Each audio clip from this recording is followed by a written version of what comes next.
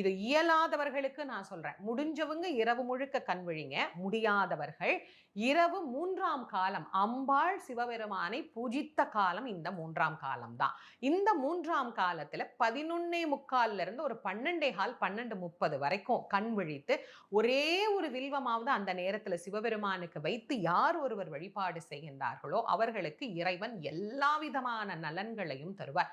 பொதுவா சிவராத்திரி விரதம் எப்படி இருக்கணும் அப்படின்னா, நம் மனதிலே இருக்கக்கூடிய ஆணவத்தை எல்லாம் அகற்றி இந்த விரதத்தை இருக்கணும். நான் செய்கின்றேன். இப்போ எல்லாத்தையும் காட்டிலும் பக்தியில கூட இந்த நான் அப்படிங்கிற எண்ணம் புகுந்துருச்சு.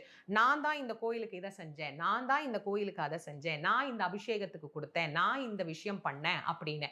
இந்த நான் என்பதை எப்போ நாம நம் மனதிலிருந்து நீக்கி இறைவனை அணுகுகிறோமோ அப்போது இறைவன் நம் அருகே வந்து நமக்கு எல்லா அருளும் புரிவார். அதனால இந்த சிவராத்திரி வழிபாட்டை செய்கின்ற போது நான்